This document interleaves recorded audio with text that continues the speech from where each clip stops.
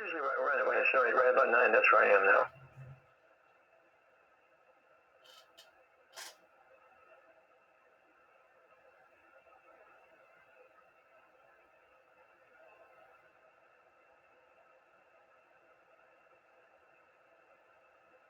Well, I didn't get to straighten out my wire today.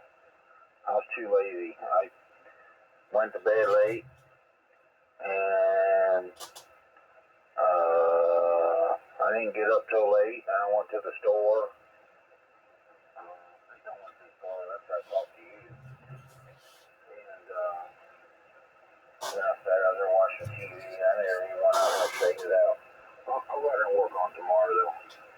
I eventually want to take my 40 meter and take it down, and take my 75 meter down and add my 40 to it like a fan dipole. That way I can use just the one tower for both antennas and one coax. Did you say you were working? I was talking down a little bit between. Did you say you were working on your antenna today? Did you bring it up? No, I didn't do anything with it. They sound good. That's right, when you were talking. That last transmission, they're going up to the 40, you're like 35 over. Yeah, you're on the 40 plus, steady. And I guess we got good connections. And since you picked that antenna up at the apex, you lifted up even higher. Did you tell the difference? I think I can. You're coming in about the same because you're strong anyway. But some of those other signals, I can hear a little bit. Yeah. Yeah, high pace. And of course, there's those that don't have the means or the way to get it up higher, so they'll justify, well, the low antenna works just as good. You don't have to go high. That's true, you don't have to go high. But if you can, and you can afford it, and you've got the area to do it, I'm not sure like in an apartment building. I remember I stayed with my brother in an apartment. There was a 4-story apartment up north. And when I dropped the wire off the window, I actually used that and I got up pretty good. I mean, not like what we're doing here. Like, you know, around and about. And I thought it was pretty cool. Back in my day when I had 11 meters, I had an antenna that was like, I call it the ground boy. I was up about maybe 15 feet high. I think I had a Super Mag or was it a Stardust or some ground plane. And man, I thought I was kicking butt, doing really good. And I was on barefoot radio. I had maybe 7 watt. We could kind of squeeze as much out of that little transceiver for being a stock radio. And then we got an apartment house. It was a 2-story house, you know, 2-family. And the landlord said I could put an antenna up on that roof. He had a stairway to go up and get out from the attic and up onto the roof. And I put that Super Mag up there on the chimney and put the rust straps around it. And had the coax running on down because we lived on the 2nd floor. Holy schmoly. I had a signal. I was talking all over the Islip, New York, all over the Bridgeport area. I mean, I was like, I was reaching out. Where before I thought I had an antenna that was doing really good. So I got up on that rooftop of that 2-family house. Holy moly. Imagine if I was up, you know, 60, 70 feet back in the day up there on a pole of some sort. Oh, yeah. That's for sure. Especially on 11 meters. You did it. Yeah. Well, it's HF. You know, VHF, UHF to show all. It makes a difference on those higher bands. You know, like ultra frequency, UHF, VHF, very high. Well, when I had this antenna and it was down low, it was only 20 feet off the ground before I moved it yesterday. Were you able to tell the difference? I can tell the difference. Hey, You what? I think we're hearing some kind of a playback, maybe an echo, a voice from the past. The oldies but goodies. Hello there, Mr. Nick. A voice from last night and 4 I can tell the difference, man. This signal's booming down here. I mean, it's great. It's definitely a difference. Oh, yeah. Yeah.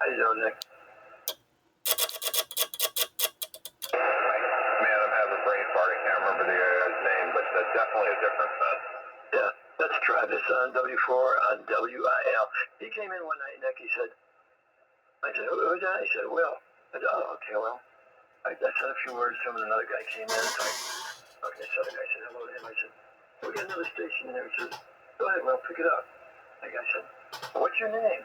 He said, Travis. Son of a bitch, I thought his name was Will. I knew he sounded like Travis. I didn't expect he gave me his suffix, W-I-L, as Will. I said, oh, you doggone it, you. That was, you got me on that one. I'm not going to let you live that down. I said, is that your name? He said, yeah, it's Will. I said, oh, okay, Will. Oh, okay. Well, my name is Sal. That's kind of funny. Yeah, like we just met. Yeah. I wasn't drinking that much. I did have a little Marlowe that night. Yeah. I can always blame it on the Ruby Red.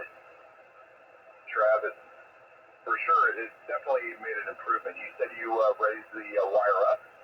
Yeah, I took the apex up to about 60, 65 feet. Oh, yeah. Power.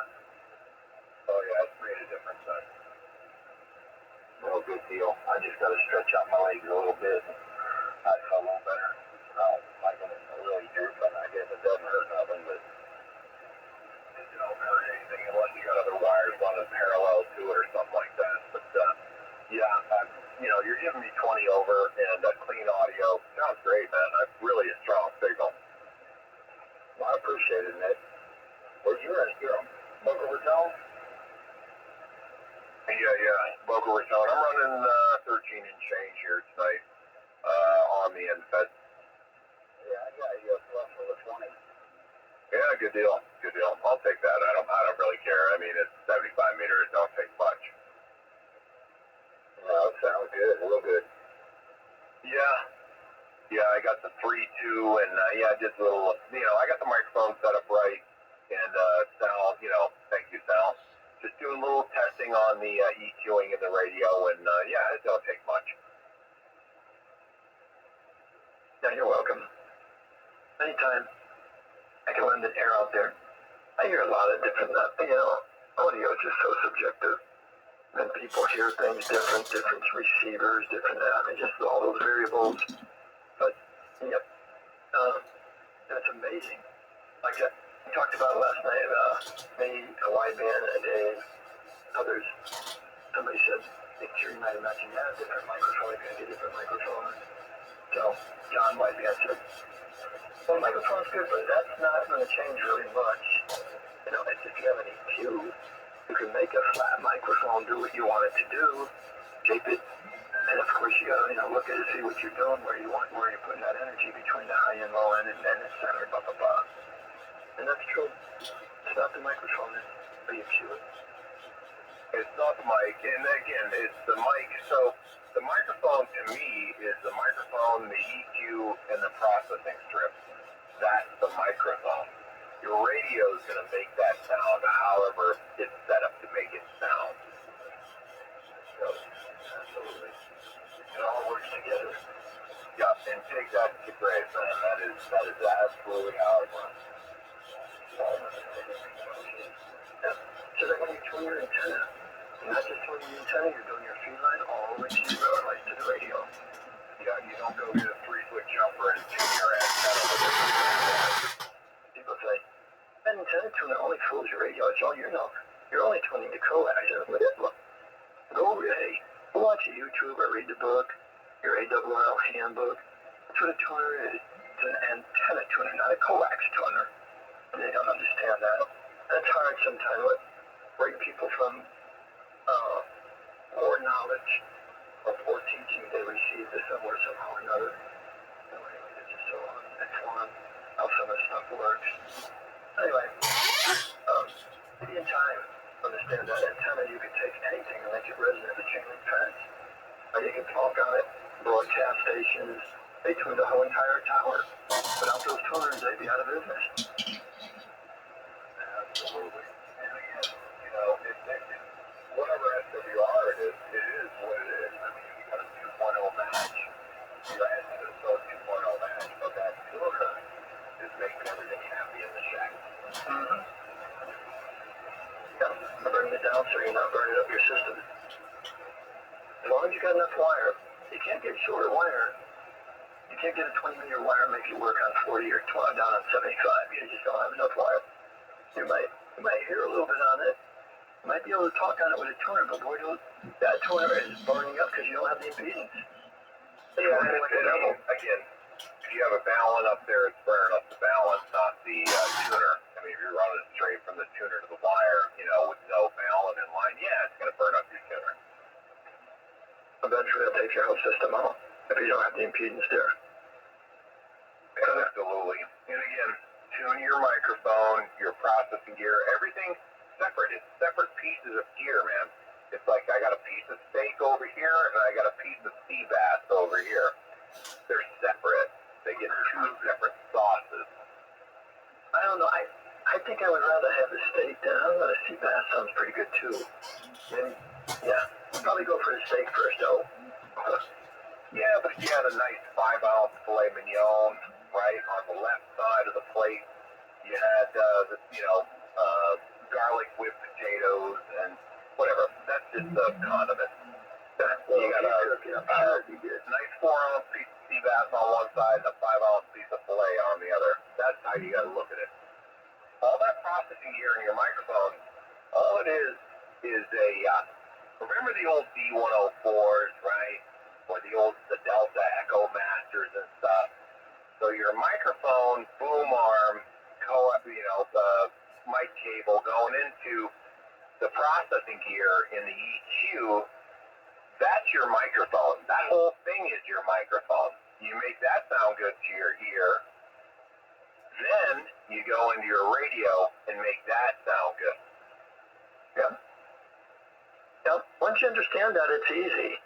It's like when you understand that you could be able to pronounce the various syllables and spell words. Say, wow, man, it's so cool. I could see. I do. I understand it now. Huh? A lot of people don't. They don't got. Don't you get it? Right? Hey, as we say in Italian. Hey, stupid. You understand? Yeah. I don't know. But yeah, I'll take the steak. And about fish, I do. I love salmon, even like sardines, pickerel, mackerel. I don't think the pickerel. Is that a saltwater fish or a freshwater? Pickerel's a freshwater fish, but not a lot of people eat that. Pickerel, no. Sardines, yeah. But maybe that's an Italian word. I don't know. Look, I never met an Italian until I moved to South Florida when I was 23 years old. That's funny, Nick. Me neither. That is funny. Before I moved to Florida, I never saw a Mercedes, a BMW, anything like that. Never saw a Walmart. I didn't know any Italians. I knew some Serbians and some Germans because, I grew up in an industrial town, Akron, Ohio. Didn't grow up there, that's why I was born. I had family there. But, you had the German-American club and the Serbian club and blah, blah, blah, And they had the Italian clubs. I didn't know any. But, yeah, you come to Florida, it's a real salt shaker down here. Oh, brother. Let me tell you, I'm hearing you the best I've ever heard you, but Jerry. I think it's Jerry. It's not Will. I know that. But, yeah, I'm hearing you the best I've ever heard you. You hit 40 over on that one. And, look, I came from the Pacific Northwest. I never met a Jew, an Italian, or a Haitian. Okay? His name is I was going to say his name is Terrence. It's Tyrone. T-Bone. Tyrone. He's looking at me probably yesterday. Oh, yeah, right? Hey, Nick, President Shed was over in Orlando and he met Travis. Yeah, Will is a suffix of crime. I want to clarify that, of course. So, here's how President Shed described Travis. He's a big fella. Hey, Sal, yeah, I met him. I didn't realize, how he talks, President Shed. Well, you could tell he was corn-fed. He's a big boy. Corn-fed boy out of Ohio, right? Yeah. I know, Fred, you're something else. But that, we meant that complimentary too, by the way, Travis. Right? Oh yeah, I know. Yeah. Yeah, southeast Ohio is where I grew up, down close to Wheeling, West Virginia. That's nice country. Beautiful. If I lived in a perfect world and didn't have to have a job, and that's where I'd be right now. Back in Ohio? Yeah, or Kentucky, one or the other. But there's no work. Everything closed up. My dad, my uncle, my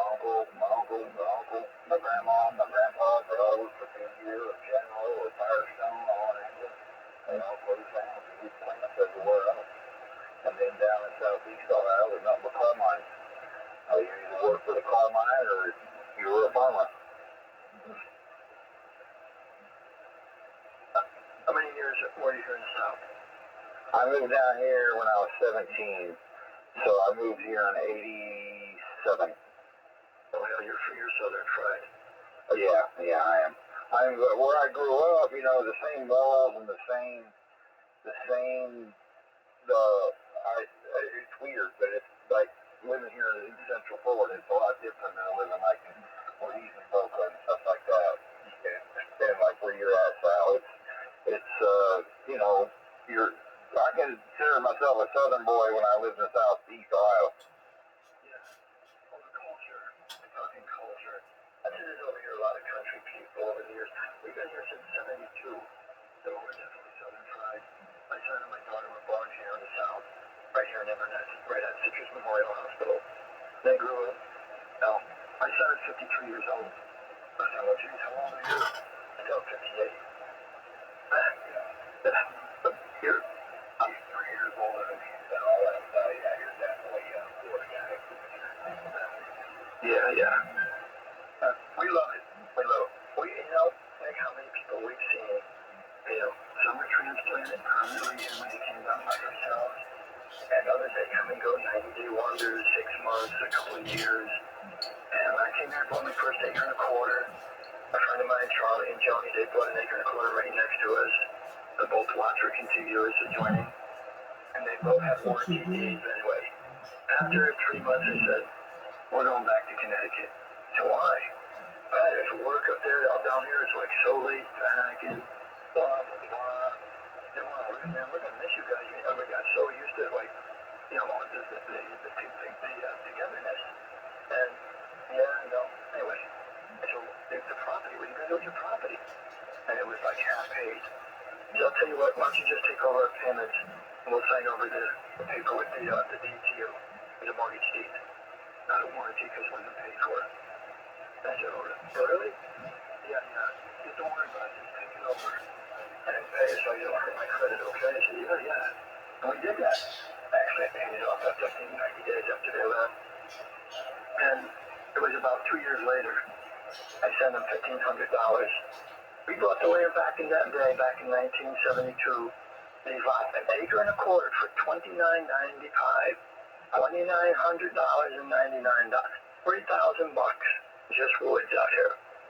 And when we come out of Connecticut, an acre of property up there was going for $80,000 to $90,000 in Monroe and Trumbull, Connecticut. So when we come out here, $3,000 down, I said to me, where the hell is that? I don't want to live in that place. It must be a swamp. I said, no, they say it's high and dry. We were on a short freaking story. When we came up here, we came down here with a camper. It was a school bus, 62 passenger. I converted to a camper. And we started out in New Hampshire. Daddy gave us 5 acres up there. It was so cold. It was a beautiful country. I said, I can't stay up here. We got to head back to the south. And that's where we came down here. And we traveled the whole East Coast in a school bus, a 62 passenger. And out of Leesburg, TP Campground, we found the Ada in Citrus County. That's where we found Heatherwood.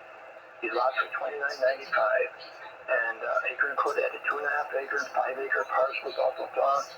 And that's when we bought the land. And we homesteaded it all the way up until today. Absolutely fantastic. And $29.95, $3,000 for the property. Just take it over, man. Just take it over. I gotta get out of this shit. What, dude? Yeah, I bet they wish they were still there. I've been here since I came here with $500 in my pocket in a 1983 Honda Civic, and it was the best choice I ever made in my life. Granted, I landed in the city, man. I'm down here in urban central Brooklyn, Fort Lauderdale, Miami, West Palm. I'm in the middle of it, and I love it. I couldn't have landed in a better place than Boca Raton. Boca Raton, 26 years ago, was like unbelievable. It still was quiet. It was affordable, and I saw what it was, man. Because I came out of Billings, Montana, and it was like a small 100,000 person city, and Boca was kind of like that, even though it was close to everything else. And now it's blown up, man. Oh God, yeah, well you guys are, oh yeah. Man, that's like a new horizon. Like when we were here in 72, that place was starting to boom. People were moving in, coming from all over the place. We had lots in land up here in Crystal River and Homosassa Springs on the waterfront up there. And they were selling lots up there. Again, for $3,500, $6,500. And that was like a big size lot next to these boat slips up there. And if we had the money and the knowledge to bring back then, in the early 70s, like today, oh my God, we'd be still a filthy rich, man. Oh, it's floppy too. Well, let me just tell you, over here in Hollywood, when I bought back in 72, these acre and a quarter, not an acre and a quarter, each one of these tracts worth $3,000. And let's see, 2 years ago, I sold 2.5 on my back road, and I sold two and a half over on Long Branch. Oh, this was all one big package here from Long Branch, Timberline Terrace to South Hammock. We had like a whole big city block up here we own. Anyway, when we sold the 2.5 acres, remember I paid $3,000 for each acre and a quarter, which would be about $6,000 for 2.5 acres. Back in the 70s, in the early 70s, we sold these two tracts for $58,000 each that we sold them. And when we bought them, how many years back? Is that 50? Almost 50 years ago?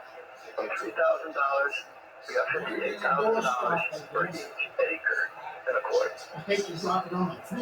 Wow. And like Travis was saying, he's been here so long, he's a Florida boy now. I get that, man. I ain't going anywhere. Look, I bought this house for $200 and it's worth $600 now. You kidding me? And I'm thinking, geez, $600? You kidding me? Yeah. Well, The dollar strong. Now, I go traveling down, I'm pushing chairs that you can't even like, wow, you didn't have a trade, you got obviously, whatever it was, $2-3. No, we're not getting trouble. I'm letting you know. At least whatever you're paying for it. Meat, they went up, and let's face it, I know it. When we were buying $2 years back, it's like $3 today, at least. and since the pandemic.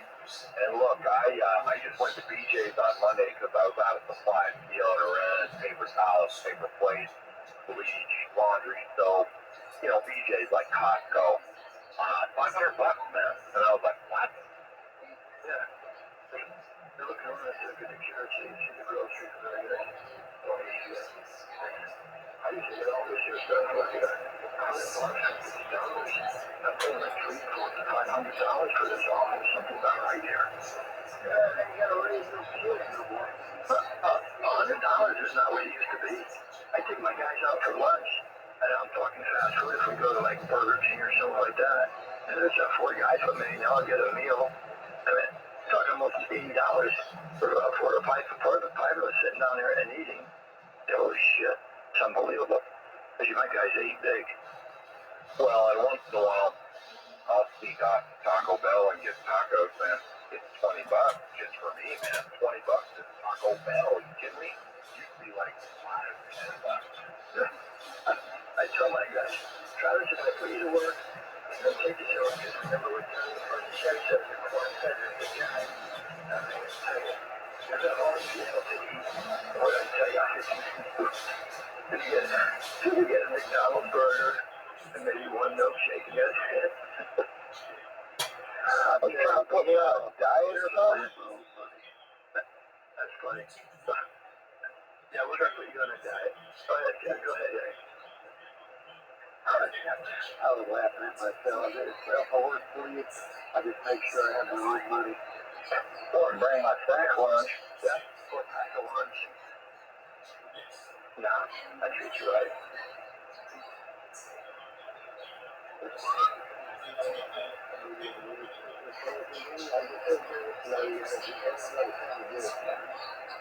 Hey, Fred. Good hearing you. Sounding good too. That's pretty cool. Take you for you, Pete.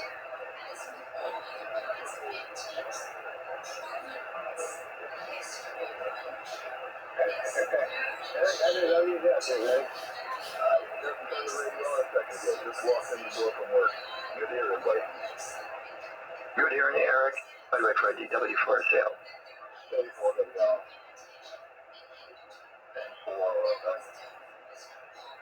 hello again, Fred. Oh, hello. How you doing? Yeah, you still doing the album? Yeah. I don't know what the vision are, but yeah, another day. I'm gonna do things. Still working on my I think about putting them all into hardware and we painted out little stuff like that. And then today I got 2 okay for driveway apron. Mobile homes, there's a couple of these mobile home parks. Not mobile home parks, but dealers. They sell mobile homes. And for new occupancy, the people got to have an apron in front of their place, but they won't get a certificate of occupancy. That means they won't open their electric unless they pay from the road to the front fence, the property line. That's called an apron on approach. Driveway approach, either concrete or asphalt business. So we get $2 grand for that apron. And they gave us the 3 already in the last, probably maybe 3 weeks. And we like it. Me and Donna could go out with all of my skid steer trailers or roll in the truck, grade them, rock them, pave them. We do it like in half a day. In 4 hours, we're out of there. It's profitable. I can't give it up. Money's so good. The work is so plentiful. Now, the bigger jobs, bigger driveways and parking lots, I call Gary. He's my subcontractor. Then I get a commission. I just go ahead and transfer that work over to him, and he does it. He gets her done. And they do nice work, and they're reasonable. So they make money, and I still make money, and I don't even have to be here. But it's all on my name. Carmack. We're very credible. You know what I was thinking about? Travis was talking about SWLing with that. And, when I came to Florida in 1999, I pulled my 1983 Honda Civic into the biggest, fanciest hotel in Boca Raton, Florida. Parked in between Mercedes, Rolls Royce, and Lamborghini. I had never seen that before, man. And the amount of money here is just sick. Versus where I came from, no, man. And look, there's no recession. There's no anything here in Boca Raton.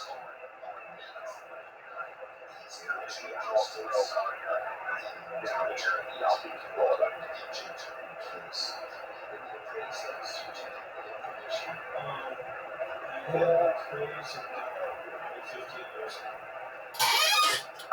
Why is that?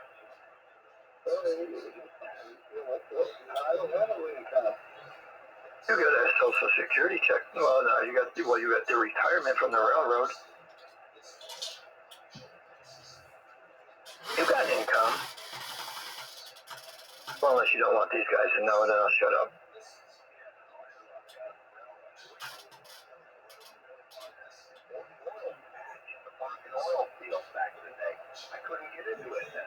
Well, Nick, Fred, tell him how many years you got in the railroad. Put 40 years in. Yeah, Roger, I would have done the same in Billy Montana. Absolutely.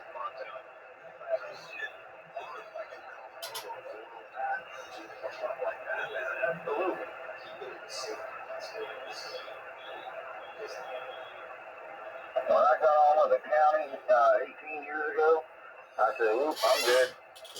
I'm here to stay. I might be starving right now, but I got benefits and retirement. Oh, man, you got it made in the shade, Travis. You got a hell of a good job. Beautiful. Yeah, but 18 years later, Travis, you're sitting pretty, right? Yeah, I'm making pretty good. And I have really, really, really good health insurance. And and come time for retirement, I'll be making more on retirement than what I would be if I'm working. Which isn't a lot, I live alone, I don't have another income, but, yeah, I'm surviving, and, like I said, I got all the goodies that go along with the paycheck, too, so that's the main thing. You got the 401k, or you got a 401k with the company match? No, it's called a Florida. It's called the Florida retirement system. What it is your employer is enrolled in it. It's through the state.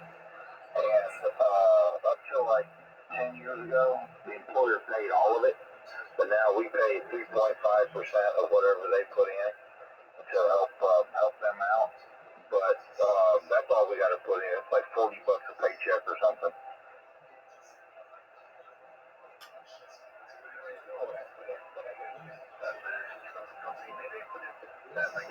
That match, but yeah, 401k. So yeah, what you want is that like they watch Brady at that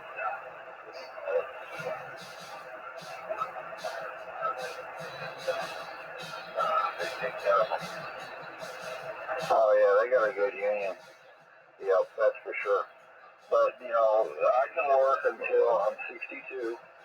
I mean, I can work past that, and I can for 25 years, and I can go on a drop program they call it, which at 62 I can go on the drop program, which means I'm retired, so I will not be accruing anymore the years of retirement with the FRS.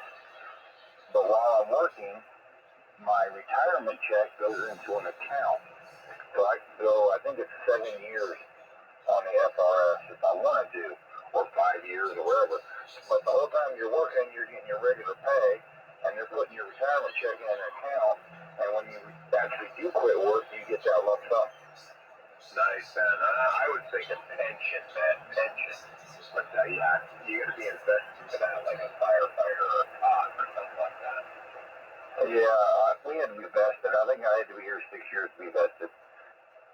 Yeah, all right, Joe. There's a QRP station in there, Sally. You want to pick them up?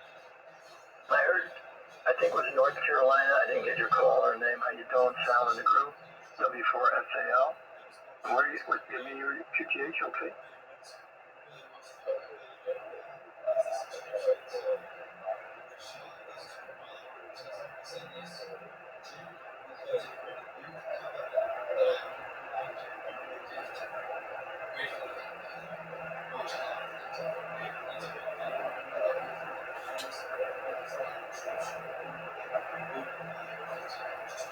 So it's kind of like a pension. Yeah, it's kind of like a pension, and they base it on your 5 highest years of what you make. So